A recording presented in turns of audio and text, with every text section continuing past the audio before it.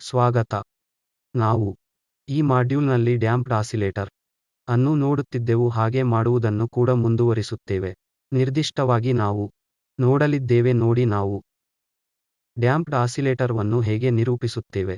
ಆದರೆ ನಾವು ಮಾಡುವ ಮೊದಲು ನಾವು ಕೊನೆಯ ಮಾಡ್ಯೂಲ್ನಲ್ಲಿ ಏನು ಮಾಡಿದ್ದೇವೆ ಎಂಬುದರ ಮರುಕಳಿಕೆಯನ್ನು ತ್ವರಿತವಾಗಿ ಮಾಡೋಣ.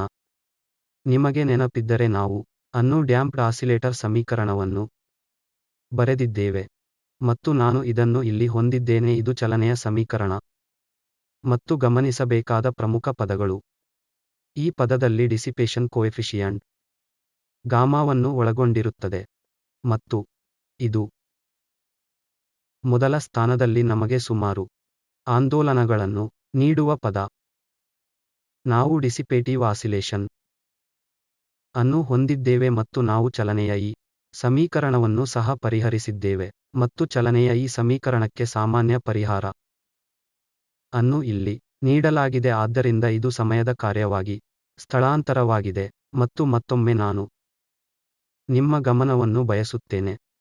ನೀವು ಎಂಬ ಅಂಶದತ್ತ ನಿಮ್ಮ ಗಮನವನ್ನು ಸೆಳೆಯಿರಿ. ನಾವು ಇಲ್ಲಿ ಬರೆದಿರುವುದು ರೇಖೀಯವಾಗಿ ಸ್ವತಂತ್ರ ಪರಿಹಾರದ ಎರಡು ಸಂಯೋಜನೆಯಾಗಿದೆ. ಆದ್ದರಿಂದ ಇದು ರೇಖೀಯವಾಗಿ ಸ್ವತಂತ್ರ ಪರಿಹಾರವಾಗಿದೆ ಮತ್ತು ಇನ್ನೊಂದು ಇದು C1 ಮತ್ತು C2 ಅನಿಯಂತ್ರಿತ ಸ್ಥಿರಗಳಾಗಿವೆ ಸಾಮಾನ್ಯವಾಗಿ. ಈಗ ಈ ಸಾಮಾನ್ಯ ಪರಿಹಾರವು ವಿವಿಧ ಸಾಧ್ಯತೆಗಳಿಗೆ ಕಡಿಮೆಯಾಗುತ್ತದೆ ಮತ್ತು ಅದು ಕೆ ಇಳಿಸುವ ವಿಷಯಗಳಿಗೆ ಸ್ಕ್ವೇರ್ ರೂಟ್ ಒಳಗೆ ಈ ಪ್ರಮಾಣವು ಇಲ್ಲಿ ಅವಲಂಬಿತವಾಗಿರುತ್ತದೆ. ಆದ್ದರಿಂದ ಈ ಪ್ರಮಾಣವು ಪಾಸಿಟಿವ್ ಅಥವಾ ನೆಗೆಟಿವ್ ಆಗಿದೆಯೇ ಅಥವಾ ಶೂನ್ಯ. ಆದ್ದರಿಂದ ಡಂಪ್ಡ್ ಲೋಲಕಕ್ಕೆ ವಿಭಿನ್ನ ರೀತಿಯ ಕ್ರಿಯಾತ್ಮಕಗಳನ್ನು ನಾವು ಪಡೆಯಲಿದ್ದೇವೆ. ನಾವು ತ್ವರಿತವಾಗಿ ಪ್ರತಿಯೊಂದೂ ನೋಡುತ್ತೇವೆ. ಗಾಮಾ ಚೌಕವು ಗಾಮಾ ಚೌಕಾಕಾರದಿಂದ 4 ಮೀ ಚೌಕದಿಂದ ಕೊನೆಯ ಮಾಡ್ಯೂಲ್ನಲ್ಲಿ ಗಾಮಾ ಚೌಕವು ದೊಡ್ಡದು ಎಂದು ನಾವು ನೋಡಿದ್ದೇವೆ. ನಂತರ S/m ಮೂಲಕ ಇದನ್ನು ಕೇಸ್ 1 ಎಂದು ಕರೆಯಲಾಗುತ್ತದೆ. ರಿಸ್ಟೋರಿಂಗ್ ಫೋರ್ಸ್ ಅಥವಾ ಸ್ಟಿಫ್ನೆಸ್ ಕೋಎಫಿಷಿಯಂಟ್ ಗೆ ಹೋಲಿಸಿದರೆ ಡಿಸಿಪೇಷನ್ ವಿಧಿಯು ಪ್ರಬಲವಾಗಿದೆ. ಈ ಸಂದರ್ಭದಲ್ಲಿ ನೀವು ಈ ಕೆಳಗಿನ ರೀತಿಯಲ್ಲಿ ಬರೆಯಬಹುದು ಎಂದು ನಾವು ನೋಡಿದ್ದೇವೆ.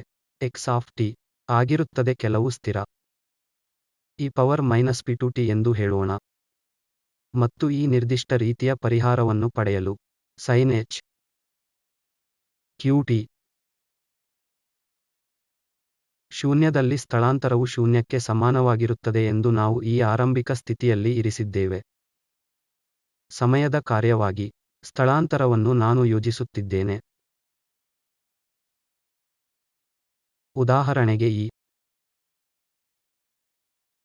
ಇಲ್ಲಿ ಕಾಣುವ ಕೆಲವು ಪರಿಹಾರವನ್ನು ನಾವು ಪಡೆಯಬಹುದು. ಇದು x ಆಕ್ಸಿಸ್ನಲ್ಲಿ ಸಮಯ ಆಗಿದೆ. ಇದು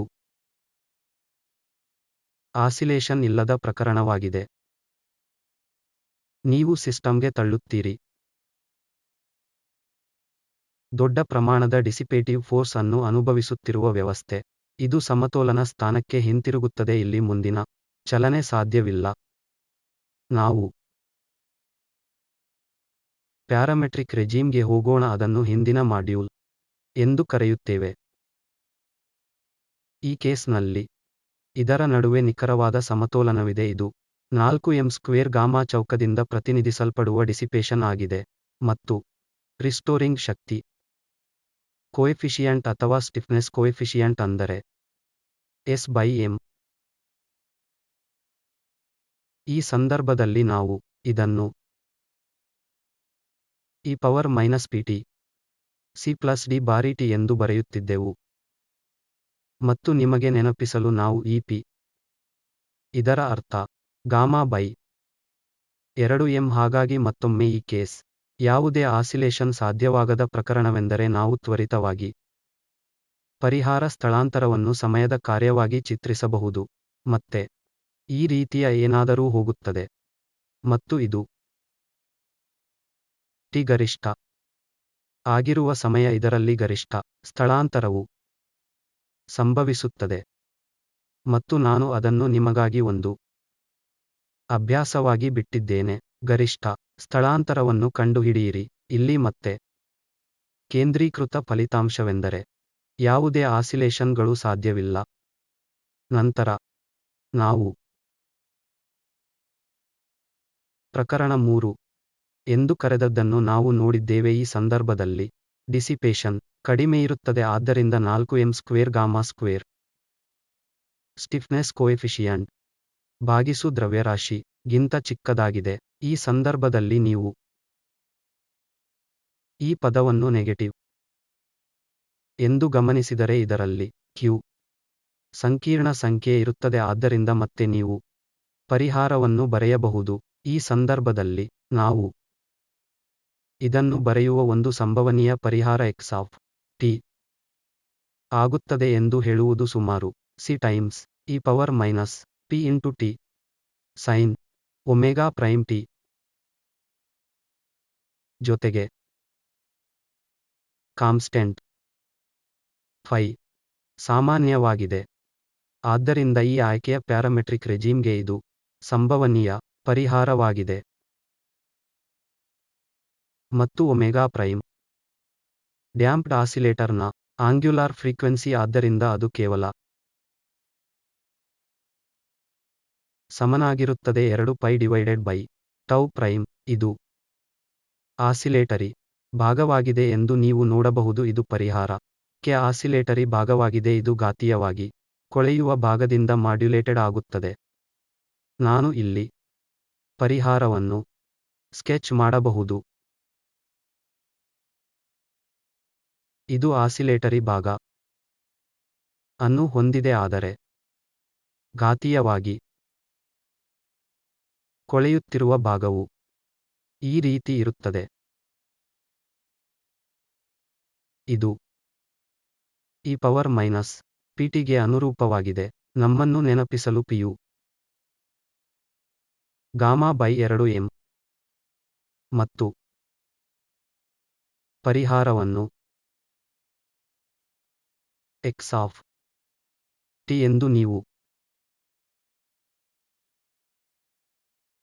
ಯೋಚಿಸಬಹುದು. ಆಂಪ್ಲಿಟ್ಯೂಡ್ಗೆ ಸಮಾನವಾಗಿರುತ್ತದೆ. ಇದು ಸಮಯ ಅವಲಂಬಿತ ಬಾರಿ sine prime t plus phi. ಇದು ಎ ಆಫ್ t ಎಂಬುದು ಸ್ಪಷ್ಟವಾಗಿದೆ c times e power minus pt ಗೆ ಸಮಾನವಾಗಿರುತ್ತದೆ. ನೀವು ಈ ಪರಿಹಾರ ಅನ್ನು ಈ ರೂಪದಲ್ಲಿ ನೋಡಿದಾಗ ಸ್ಟ್ಯಾಂಡರ್ಡ್ ಅನ್ಡ್ಯಾಂಪ್ಡ್ ಆಸಿಲೇಟರ್ಗೆ ನಾವು ಪಡೆದ ಪರಿಹಾರಕ್ಕೆ ಹೋಲುವಂತೆ ಇದು ತುಂಬಾ ಕಾಣುತ್ತದೆ.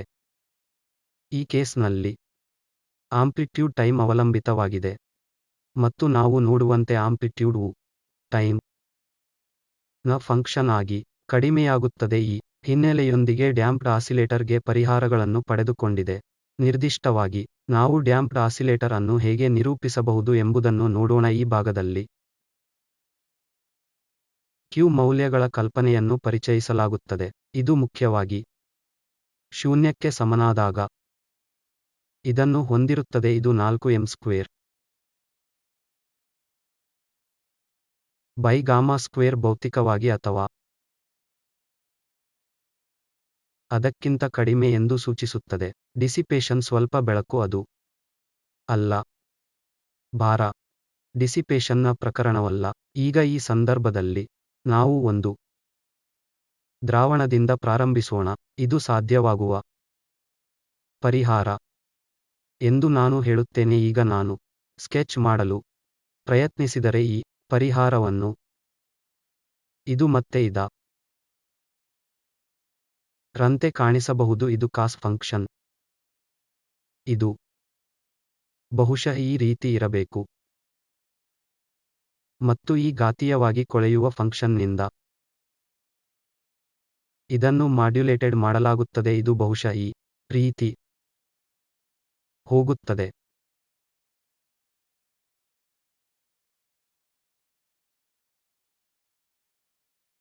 ಇಲ್ಲಿ ನಾವು ಕೆಲವು ವಿಷಯಗಳನ್ನು ಗುರುತಿಸಬಹುದು. ಉದಾಹರಣೆಗೆ ಇಲ್ಲಿಂದ ಪ್ರಾರಂಭಿಸಿ, ಆದ್ದರಿಂದ ಇದು ಶೂನ್ಯಕ್ಕೆ ಸಮನಾದ ಸಮಯ, ಮತ್ತು ಇಲ್ಲಿಂದ ರಿಂದ ಇಲ್ಲಿ ಒಂದು ಸಮಯದ ಅವಧಿಗೆ ಅನುರೂಪವಾಗಿದೆ. ಇದನ್ನು 2π/1 ಎಂದು ಕರೆಯಬಹುದು, ಆದರೆ ಇಲ್ಲಿ ಇದು 2 ಬಾರಿ ಅವಧಿಗಳಿಗೆ ಅನುಗುಣವಾಗಿರುತ್ತದೆ. ಆದ್ದರಿಂದ ಮತ್ತೆ ಇದು 2 ಪೈಗೆ ಸಮನಾಗಿರುತ್ತದೆ ಒಮೆಗಾ 1 ರಿಂದ ಈ ಹಂತದಿಂದ 2 ಬಾರಿ ಸಮಯ ಅವಧಿ ಮತ್ತು ಇತ್ಯಾದಿ. ವಾಸ್ತವವಾಗಿ ಇಲ್ಲಿರುವ ಮೌಲ್ಯ ಇಲ್ಲಿರುವ ಸ್ಥಳಾಂತರದ ಮೌಲ್ಯಕ್ಕೆ ಸಮಾನವಾಗಿರುತ್ತದೆ. ಇದು b e⁻⁻γ/2m ಸಮಯ ಅವಧಿಯ ಮೌಲ್ಯಕ್ಕೆ ನಾವು ಟೌ 1 ಎಂದು ಕರೆಯುತ್ತೇವೆ. ಮತ್ತು ಇಲ್ಲಿ ಸಹಜವಾಗಿ ಇದು ಈ ಹಂತದಲ್ಲಿರುತ್ತದೆ.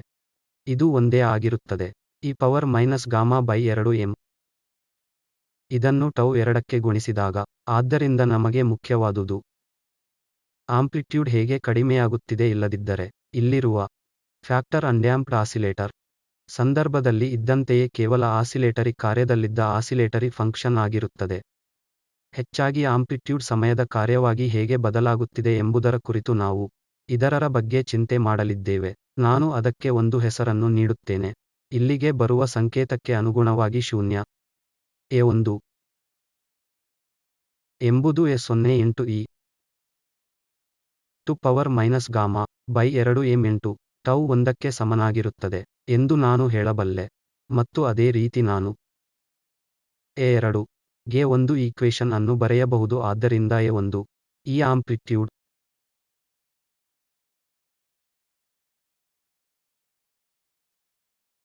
ಸಹಜವಾಗಿ ಆಗಿರುತ್ತದೆ. ಈ ಆಂಪ್ಲಿಟ್ಯೂಡ್ e0 e⁻⁻γ/2m 2 ಟೌ 1. ಇದನ್ನು ಅನುಸರಿಸಿ ಮಾದರಿಯನ್ನು ನೇರವಾಗಿ ಬರೆಯಬಹುದು. ಎನ್ನೇ ಹಂತದಲ್ಲಿ ಅಥವಾ ಎನ್ನೇ ಆಂಪ್ಲಿಟ್ಯೂಡ್ನಲ್ಲಿ ಏನಾಗುತ್ತದೆ ಎಂದು ಬರೆಯಬಹುದು. ಅದು ಆಗುವುದು e0 e⁻⁻γ/2m n tau 1 γ/2m tau 1.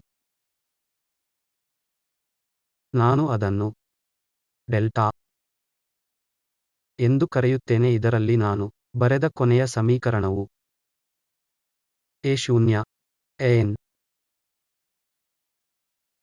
ಶೂನ್ಯಕ್ಕೆ ಸಮಾನವಾಗಿರುತ್ತದೆ ಪವರ್ ಮೈನಸ್ n ಡೆಲ್ಟಾಕ್ಕೆ ಸಮಾನವಾಗಿರುತ್ತದೆ. ಮತ್ತು ಇದು en/e0 ಎಂಬುದು e⁻⁻n ಡೆಲ್ಟಾಕ್ಕೆ ಸಮಾನವಾಗಿರುತ್ತದೆ ಎಂದು ಸೂಚಿಸುತ್ತದೆ. ಈ ಕ್ವಾಂಟಿಟಿ ಡೆಲ್ಟಾ ಡ್ಯಾಂಪ್ಡ್ ಆಸಿಲೇಟರ್ ಅನ್ನು ನಿರೂಪಿಸುವಂತಹ ಒಂದು ವಿಷಯವಾಗಿದೆ. ಎರಡೂ ಬದಿಗಳ ಮೇಲೆ ಲಾಗ್ ತೆಗೆದುಕೊಳ್ಳುವ ಮೂಲಕ ನಾನು ಈ ಮೌಲ್ಯವನ್ನು ಅನ್ನು ಎಕ್ಸ್ಟ್ರಾಕ್ಟ್ ಮಾಡಬಹುದು. ಇದು ಕೇವಲ ಮೈನಸ್ n ಡೆಲ್ಟಾಕ್ಕೆ ಸಮಾನವಾಗಿರುತ್ತದೆ. ಮತ್ತು ನೀವು ಮಾಡುತ್ತಿದ್ದರೆ ಮತ್ತು ಪ್ರಯೋಗವಾಗಿದ್ದರೆ ನಾವು ಸ್ಥಳಾಂತರವನ್ನು ಸಮಯದ ಕಾರ್ಯವಾಗಿ ಟ್ರ್ಯಾಕ್ ಮಾಡುತ್ತೇವೆ. ಒಬ್ಬರು ಮಾಡಬೇಕಾದ ಅಗತ್ಯವಿದೆ. ಪ್ರತಿ ಬಾರಿಯೂ ಆಂಪ್ಲಿಟ್ಯೂಡ್ ಅನ್ನು ಪಡೆಯಬೇಕು ಮತ್ತು n ರ ವಿಭಿನ್ನ ಮೌಲ್ಯಕ್ಕೆ ಅನುಪಾತವನ್ನು ತೆಗೆದುಕೊಳ್ಳಿ. ಇದರಲ್ಲಿ ನಾವು n log/0ದಿಂದ ಪ್ಲಾಟ್ ಮಾಡಿದಲ್ಲಿ n ನ ಫಂಕ್ಷನ್ ಆಗಿ ನಾವು ಸ್ಲೋಪ್ ಮೈನಸ್ ಡೆಲ್ಟಾ ನೊಂದಿಗೆ ಸಿಂಪಲ್ ರೇಖೆಯನ್ನು ಪಡೆಯಬೇಕು. ಆದ್ದರಿಂದ ಅದು ಒಂದು ಮಾರ್ಗವೆಂದರೆ ಆಸಿಲೇಟರ್ ನಲ್ಲಿ ಡ್ಯಾಂಪಿಂಗ್ ಅನ್ನು ಈ ದೊಡ್ಡ ಡೆಲ್ಟಾ ರ ಮೌಲ್ಯವಾಗಿ ನಿರೂಪಿಸುತ್ತದೆ. ಬಲವು ತೇವವಾಗಿದೆ. ಈ ಕೇಸ್ನಲ್ಲಿ ಆಸಿಲೇಷನ್ನ ಕೊಳೆತವು ಅನ್ನು ನಿರೂಪಿಸುವ ಮತ್ತೊಂದು ಮಾರ್ಗವಾಗಿ ವೇಗವಾಗಿರಲಿದೆ ವಿಶ್ರಾಂತ ಸಮಯ ಎಂಬ ಕಲ್ಪನೆಯ ಮೂಲಕ ತೇವವು ಆಗಿದೆ. ಇತರ ಮಾತುಗಳಲ್ಲಿ ಹೇಳುವುದಾದರೆ ಆಸಿಲೇಟಿಂಗ್ ಸಿಸ್ಟಮ್ ಸಮತೋಲನದ ಸ್ಥಾನದ ಕಡೆಗೆ ವಿಧಾನವು ಅದರ ಸಮತೋಲನ ಸ್ಥಾನದಿಂದ ದೂರ ಸರಿಯುತ್ತಿದೆ. ಇದನ್ನು ಅದರ ಸಮತೋಲನ ಸ್ಥಾನದಿಂದ ದೂರ ಮಾಡಲಾಗಿದೆ. ವಾಸ್ತವವಾಗಿ ನೀವು ಇಲ್ಲಿ ಅಂಕಿ ಅನ್ನು ನೋಡಿದರೆ ಸಮಯ ಕಾರ್ಯವಾಗಿ ಸ್ಥಳಾಂತರಕ್ಕೆ ನಾನು ಸಂಚು ರೂಪಿಸಿದ್ದೇನೆ. ಅದು ನಿಖರವಾಗಿ ಏನಾಗುತ್ತಿದೆ ಸ್ಥಳಾಂತರಗೊಂಡಿದೆ. ಆಸಿಲೇಟರ್ ಆರಂಭಿಕ ಸಮಯದಲ್ಲಿ ಸ್ವಲ್ಪ ಮತ್ತು ನಿಧಾನವಾಗಿ ಆಸಿಲೇಟರ್ ತೇವವಾಗಿರುತ್ತದೆ ಮತ್ತು ಅಂತಿಮವಾಗಿ ಶೂನ್ಯಕ್ಕೆ ಸಮನಾದ ಸಮತೋಲನ ಸ್ಥಾನವನ್ನು ತಲುಪುತ್ತದೆ. ನಾವು ಅದನ್ನು ವಿಶ್ರಾಂತ ಸಮಯದ ಮೂಲಕ ನಿರೂಪಿಸಲು ಬಯಸುತ್ತೇವೆ. ಮತ್ತೆ ಅದು ಆಂಪ್ಲಿಟ್ಯೂಡ್ ಭಾಗವನ್ನು ಮಾತ್ರ ಒಳಗೊಂಡಿರುತ್ತದೆ. ನಾನು ಆಂಪ್ಲಿಟ್ಯೂಡ್ ಅನ್ನು e0 e⁻⁻γ/2m ಇಂಟು ಟಿ ರಲ್ಲಿ ವೇಳೆಗೆ ಬರೆಯಬಹುದು. ಆಂಪ್ಲಿಟ್ಯೂಡ್ ಅದರ ಮೌಲ್ಯದ ಈ ಮೂಲಕ ಯಾವ ಸಮಯದಲ್ಲಿ ಹೇಳಬಹುದು ಆರಂಭಿಕ ಸಮಯದಲ್ಲಿ ಟೈಮ್ ಟಿಯಲ್ಲಿ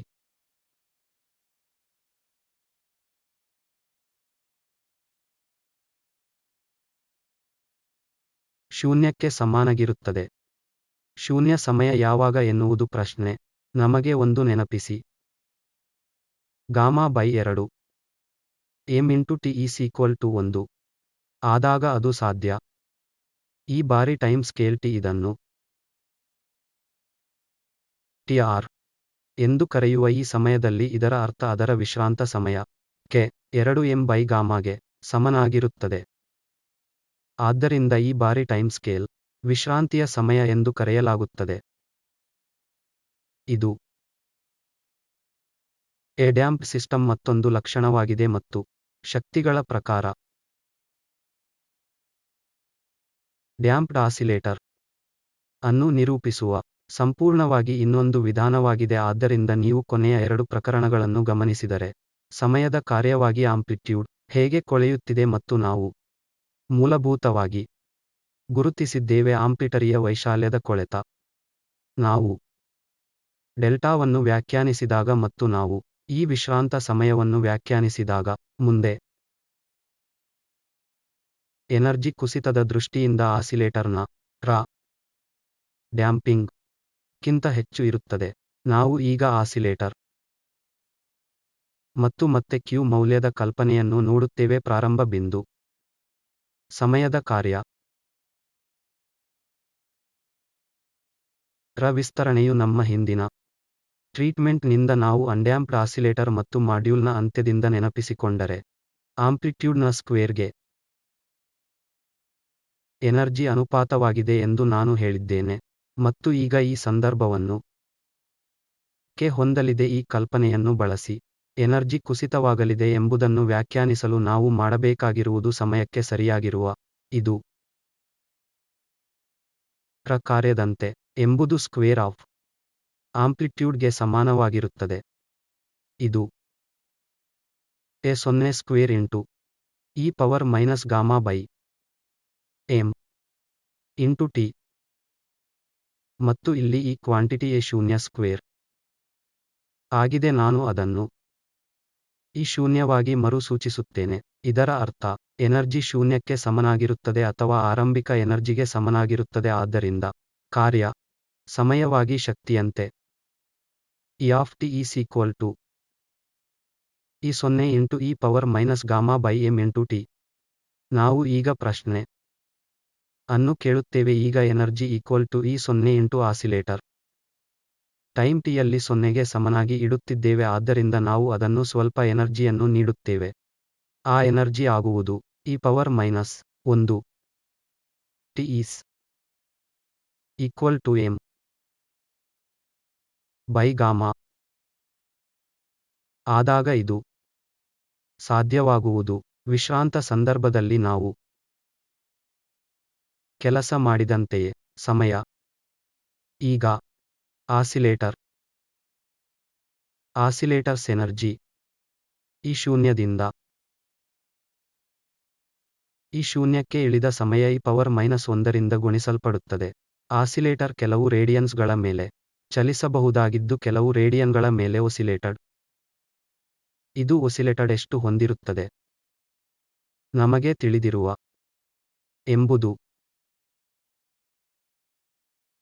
ಎಂದು ಲೆಕ್ಕಾಚಾರ ಮಾಡೋಣ. ಟಿ ಒಂದು ಪೂರ್ಣ ಸಮಯದ ಅವಧಿಯಲ್ಲಿ ಆಸಿಲೇಟರ್ನ ಸಮಯ ಆಂದೋಲಕವು ಒಸಿಲೇಟೆಡ್ ರಿಂದ 2 ಪೈ ರೇಡಿಯನ್ಸ್ಗಳನ್ನು ಹೊಂದಿರುತ್ತದೆ.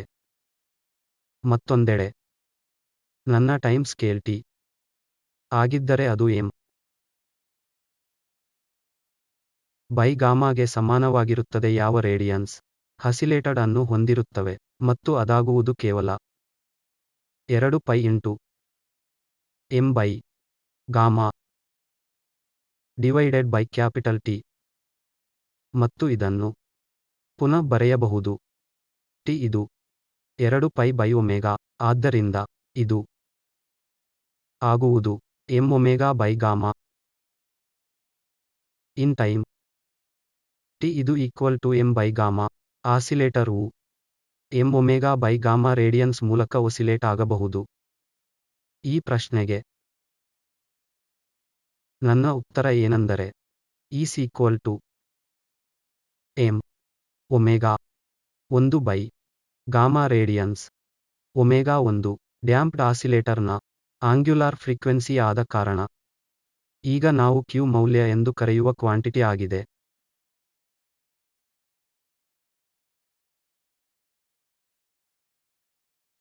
ಮತ್ತು ಅದರ ಭೌತಿಕ ಅರ್ಥವನ್ನು ಶೀಘ್ರದಲ್ಲೇ ಎಂದು ನೋಡುತ್ತದೆ, ಆದರೆ ಅದಕ್ಕೂ ಮೊದಲು ಅದನ್ನು ಸ್ವಲ್ಪ ಹೆಚ್ಚು ದೃಢವಾಗಿ ಮಾಡುತ್ತದೆ. ಕ್ಯೂ ಮೌಲ್ಯವು ಒಮೆಗಾದ ಮೇಲೆ ಅವಲಂಬಿತವಾಗಿರುತ್ತದೆ. ಇದು ಡ್ಯಾಂಪ್ಡ್ ಆಸಿಲೇಟರ್ನ ಆಂಗ್ಯುಲಾರ್ ಫ್ರೀಕ್ವೆನ್ಸಿ ಆಗಿದೆ. ನಮ್ಮ ಹಿಂದಿನ ರಿಂದ ಒಮೆಗಾದ ಒಂದು ವ್ಯಾಖ್ಯಾನದಿಂದ ನಾವು ನೆನಪಿಸಿಕೊಳ್ಳುತ್ತೇವೆ, ಇದು ಇಲ್ಲಿ ಇದನ್ನು ನೀಡಲಾಗಿದೆ. ಈಗ ನಾವು ಗಾಮಾದ ಭಾಗ ಕಿಂತ ಕಡಿಮೆ ಅಥವಾ ಡಿಸಿಪೇಷನ್ ನಿಜವಾಗಿಯೂ ಚಿಕ್ಕ ಎಂದು ಹೇಳಿದರೆ ಒಮೆಗಾ 1 ಸರಿಸುಮಾರು ಒಮೆಗಾಗೆ ಸಮಾನವಾಗಿರುತ್ತದೆ ಎಂದು ಹೇಳಬಹುದು. ಅಂತಹ ಸಂದರ್ಭದಲ್ಲಿ ನನ್ನ ಕ್ಯೂ ಫ್ಯಾಕ್ಟರ್ ಅಥವಾ ಕ್ಯೂ ಮೌಲ್ಯ ಅನ್ನು m ಒಮೆಗಾ 0 ಭಾಗಿಸು ಗಾಮಾ ಎಂದು ವ್ಯಾಖ್ಯಾನಿಸಲು ನಾನು ವ್ಯಾಖ್ಯಾನಿಸಬಹುದು. ಈ ಕ್ಯೂ ಮೌಲ್ಯಕ್ಕಾಗಿ ಕೆಲವು ಭೌತಿಕ ಕ್ಷೇತ್ರವನ್ನು ಪಡೆಯಲು ಆಸಿಲೇಟರ್ ಕ್ಯೂ ಮೌಲ್ಯದ ಕ್ಯೂ ವ್ಯಾಖ್ಯಾನವಾಗಿದೆ. ನಾವು ಈ ಹಿಂದಿನ ಬರೆದ ಸಮೀಕರಣಕ್ಕೆ ಹಿಂತಿರುಗೋಣ. ಅದು E of t is equal to E0 into e power minus gamma m into t. ಆದ್ದರಿಂದ ಈಗ ಒಂದು ಸೈಕಲ್ ಆಸಿಲೇಷನ್ ಅಲ್ಲಿ ಎಷ್ಟು ಎನರ್ಜಿ ಕುಸಿತವಾಗುತ್ತದೆ ಎಂದು ಪ್ರಶ್ನಿಸೋಣ. ಅದರ ನಂತರ ಡ್ಯಾಂಪ್ಡ್ ಆಸಿಲೇಟರ್ ಆದ್ದರಿಂದ ಎನರ್ಜಿಯು ಕರಗುತ್ತಿದೆ. ಶಕ್ತಿ ಅದು ಕಳೆದು ಹೋಗುತ್ತದೆ. ನಾನು ಡೆಲ್ಟಾ ಇ ನಿಂದ ಪ್ರತಿನಿಧಿಸುತ್ತದೆ ಮತ್ತು ಡೆಲ್ಟಾ ಈ ಮೂಲ ಕ್ಯಾಲ್ಕ್ಯುಲಸ್ ನಿಂದ e by dt into delta t ರ ವೇಳೆಗೆ ಸಮಯ ಹೆಚ್ಚಾದಂತೆ ಶಕ್ತಿಯು ಕಳೆದು ಹೋಗುತ್ತದೆ ಅಥವಾ ಶಕ್ತಿಯು ಕಡಿಮೆಯಾಗುತ್ತದೆ. ಹಾಗಾಗಿ ನಾನು ಇಲ್ಲಿ ನೆಗೆಟಿವ್ ಚಿಹ್ನೆಯನ್ನು ಹಾಕಬೇಕಾಗಿದೆ. ಮೈನಸ್ ಡೆಲ್ಟಾ ಇ ನಂತರ equal to d E by dt. I ಸುಲಭವಾಗಿ ಲೆಕ್ಕ ಹಾಕಬಹುದು. ಇದನ್ನು ಇಲ್ಲಿ ಪ್ರಾರಂಭಿಸಿ ಅದನ್ನು ಮಾಡಿದಾಗ ನನಗೆ ಸಿಗುವುದು E0 e power minus gamma by m into t multiplied by minus gamma by m into delta t. ಮತ್ತು ಇದು E0 e power minus gamma by m into t. ಇದು ಈಕ್ವಲ್ ಟು ಸ್ವತಃ E ನಾನು ಹೊಂದಿರುವ delta equal to E into minus gamma by m into ರಿಂದ delta t ವರೆಗೆ ಮತ್ತು minus ರದ್ದುಗೊಳ್ಳುತ್ತದೆ ಮತ್ತು ನಾನು delta E by E equal to delta t ತೆಗೆದುಕೊಳ್ಳುತ್ತೇನೆ. ಈಗ ಈ ಡೆಲ್ಟಾ ಟಿ ನಿಮ್ಮ ಡ್ಯಾಂಪ್ಡ್ ಆಸಿಲೇಟರ್ ರ ಸಮಯವಾಗಿರಬಹುದು. ಇದರಲ್ಲಿ ಡೆಲ್ಟಾ ಟಿ ಕೇವಲ equal to 2 pi by omega 1 ಮತ್ತು ನಾನು ಇದು ಎಲ್ಲವನ್ನು ಪ್ಲಗ್ ಇನ್ ಮಾಡಿದರೆ delta E by is equal to ಇಲ್ಲಿ ಗಾಮಾ ಬೈ m ಬಿಟ್ಟು ಹೋಯಿತು. ಇಲ್ಲಿ 2 pi by omega 1 into gamma by m ಮತ್ತು ಗಾಮಾ ಎಂಬ ಪದವನ್ನು ನಿಜವಾಗಿಯೂ ಚಿಕ್ಕದಾದ ಅಂದಾಜು ಬಳಸಲಾಗುತ್ತದೆ. ಇದರಲ್ಲಿ ಒಮೆಗಾ 1 ಒಮೆಗಾ ಸರಿಸುಮಾರು ಸಮಾನವಾಗಿರುತ್ತದೆ. ನಾನು 2 pi into gamma by m omega 0 ಹೊಂದಿದ್ದೇನೆ. ಮತ್ತು ನಾನು ಈ ಸಮೀಕರಣವನ್ನು E ಬೈ ಡೆಲ್ಟಾ ಇ ಪ್ರಕಾರ ಬೇರೆ ರೀತಿಯಲ್ಲಿ ಬರೆಯುತ್ತೇನೆ.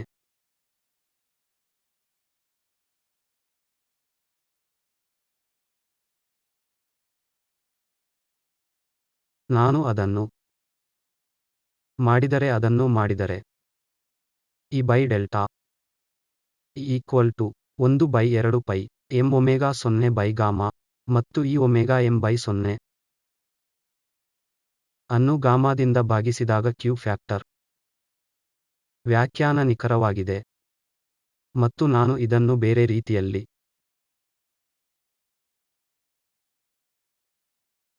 ಕ್ಯೂ ಎಂದು ಬದಲಾಯಿಸಬಹುದು. ಅದನ್ನು ಪದಗಳಲ್ಲಿ ಬರೆಯಲು ಅದರ ಎನರ್ಜಿ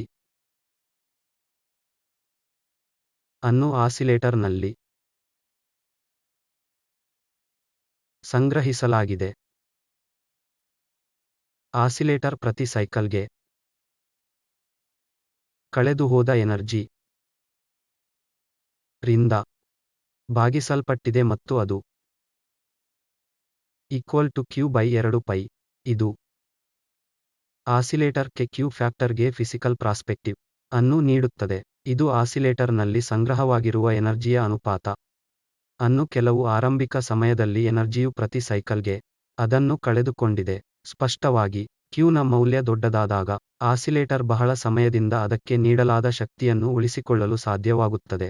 ಸಣ್ಣ ಮೌಲ್ಯವು ಬಹಳ ಬೇಗ ಶಕ್ತಿಯನ್ನು ಕರಗಿಸುತ್ತದೆ ಮತ್ತು ನೀವು ಅದಕ್ಕೆ ನೀಡುವ ಯಾವುದೇ ಶಕ್ತಿಯು ಶೀಘ್ರದಲ್ಲೇ ಕಳೆದುಹೋಗುತ್ತದೆ. ಕೆಲವು ಅರ್ಥದಲ್ಲಿ ಇದು ಎಂಬುದು ರ ಅಳತೆಯಾಗಿದೆ. ಆ ಆಸಿಲೇಟರ್ ಎಷ್ಟು ಸಮರ್ಥವಾಗಿ ಇದನ್ನು ಸಾಧಿಸಲು ಎಷ್ಟು ಸಾಧ್ಯ ಅದನ್ನು ನೀಡಲಾದ ಶಕ್ತಿಯನ್ನು ಖರ್ಚು ಮಾಡುತ್ತದೆ. ಮತ್ತು ಈ ಹಂತದಲ್ಲಿ ಕ್ಯೂ ಫ್ಯಾಕ್ಟರ್ ಶಕ್ತಿಯ ಅನುಪಾತವೆಂದು ನಾವು ಗಮನಿಸಬೇಕು. ಮತ್ತು ಇನ್ನೊಂದು ಶಕ್ತಿ ಕ್ಯೂ ನಿಜವಾಗಿಯೂ ಡೈಮೆನ್ಷನ್ಲೆಸ್ ಕ್ವಾಂಟಿಟಿ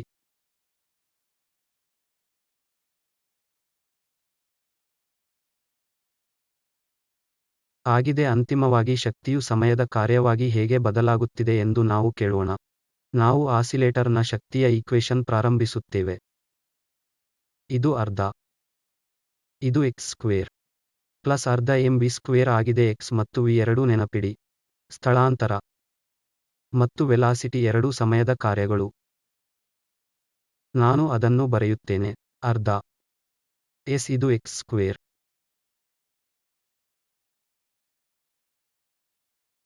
ಪ್ಲಸ್ ಅರ್ಧ m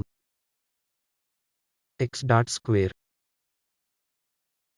ನಾವು dE/dt ಅನ್ನು ಈ ಪ್ರಕರಣಕ್ಕೆ ಲೆಕ್ಕಾಚಾರ ಮಾಡೋಣ. x ಮತ್ತು x ಡಾಟ್ ಎರಡೂ ಸಮಯದ ಕಾರ್ಯಗಳಾಗಿವೆ ಎಂಬುದನ್ನು ನೆನಪಿಟ್ಟುಕೊಳ್ಳಿ. ನಾನು sx into x dot plus m x dot into x double dot x dot ಅನ್ನು ಕಾಮನ್ ತೆಗೆದುಕೊಳ್ಳಿ. ನನಗೆ ಸಿಗುತ್ತದೆ x double dot plus s x. ಈಗ ಈ ಹಂತದಲ್ಲಿ ನಮ್ಮ ಚಲನೆಯ ಪ್ರಮಾಣಿತ ಸಮೀಕರಣಗಳನ್ನು ಬರೆಯುತ್ತೇನೆ. ಇದು ಉಂದಂಪೆದ್ ಅನ್ಡ್ಯಾಂಪ್ಡ್ ಆಸಿಲೇಟರ್ ಆಗಿದೆ. ಇದು ಡ್ಯಾಂಪ್ಡ್ ಆಸಿಲೇಟರ್ ಕೆ. ಈಗ ನಾವು ಈ ಕ್ವಾಂಟಿಟಿಗೆ ಸಬ್ಸ್ಟಿಟ್ಯೂಟ್ ಮಾಡೋಣ. ಸ್ಕ್ವೇರ್ ಬ್ರಾಕೆಟ್ ಒಳಗೆ ನಾನು ಇಲ್ಲಿಂದ ಮೌಲ್ಯವನ್ನು ಸಬ್ಸ್ಟಿಟ್ಯೂಟ್ ಮಾಡಿದರೆ ಅನ್ಡ್ಯಾಂಪ್ಡ್ ಆಸಿಲೇಟರ್ ಇದು ಶೂನ್ಯಕ್ಕೆ ಸಮಾನವಾಗಿರುತ್ತದೆ. ಅದು ನನಗೆ ಹೇಳುವುದೇನೆಂದರೆ ಅನ್ಡ್ಯಾಂಪ್ಡ್ ಆಸಿಲೇಟರ್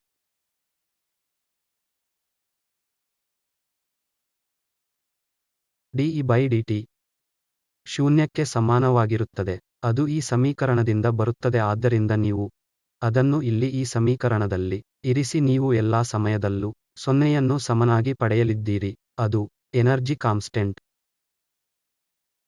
ಅಥವಾ ಶಕ್ತಿಯನ್ನು ಸಂರಕ್ಷಿಸಲಾಗಿದೆ ಎಂದು ಹೇಳುವ ಮತ್ತೊಂದು ಮಾರ್ಗವಾಗಿದೆ. ಮತ್ತು ನಾವು ಈಗಾಗಲೇ ಕಳೆದ ವಾರದಲ್ಲಿ ನೋಡಿದ್ದೇವೆ. ಆದರೆ ಈಗ ನೀವು ಡ್ಯಾಂಪ್ಡ್ ಆಸಿಲೇಟರ್ ಕ್ಕೆ ಬಂದರೆ ನೀವು ಸಬ್ಸ್ಟಿಟ್ಯೂಟ್ ಮಾಡುತ್ತೀರಿ ಈ quantity mx double dot plus sx. ಇಲ್ಲಿಂದ ಅದು ನನಗೆ ಕೊಡುವುದು dE/dt is equal to x dot into ಮತ್ತು ನಾನು ಇದಕ್ಕೆ ಸಬ್ಸ್ಟಿಟ್ಯೂಟ್ ಮಾಡಿದರೆ ಮೈನಸ್ ಗಾಮಾ x ಡಾಟ್ ಪಡೆಯಿರಿ. ಅದು minus gamma x dot square ಆಗಿದೆ.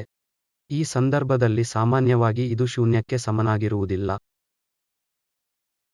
ಆದ್ದರಿಂದ ಸಮಯಕ್ಕೆ ಸಂಬಂಧಿಸಿದಂತೆ ಶಕ್ತಿಯ ಬದಲಾವಣೆಯ ದರವು ನಿಜವಾಗಿ ನೆಗೆಟಿವ್ ಆಗಿರುತ್ತದೆ, ಮತ್ತು ಸಾಮಾನ್ಯವಾಗಿ ಇದು 0ಗೆ ಸಮನಾಗಿರುವುದಿಲ್ಲ, ಅಂದರೆ ಶಕ್ತಿ ಸಂರಕ್ಷಿಸಲಾಗಿಲ್ಲ ಮತ್ತು ಸಹಜವಾಗಿ ಶಕ್ತಿಯು ಕಳೆದಿದೆ. ಇದು ನಾವು ಈ ಮಾಡ್ಯೂಲ್ನಲ್ಲಿ ನೋಡಿದ್ದೇವೆ. ಇದರೊಂದಿಗೆ ಈ ಮಾಡ್ಯೂಲ್ ಅನ್ನು ಮುಕ್ತಾಯಗೊಳಿಸುತ್ತೇವೆ ಮತ್ತು ಮುಂದಿನ ಮಾಡ್ಯೂಲ್ನಲ್ಲಿ ಡ್ಯಾಂಪ್ಡ್ ಆಸಿಲೇಟರ್ಗೆ ಸಂಬಂಧಿಸಿದ ಕೆಲವು ಸಮಸ್ಯೆಗಳನ್ನು ನೋಡಿಕೊಳ್ಳುತ್ತದೆ.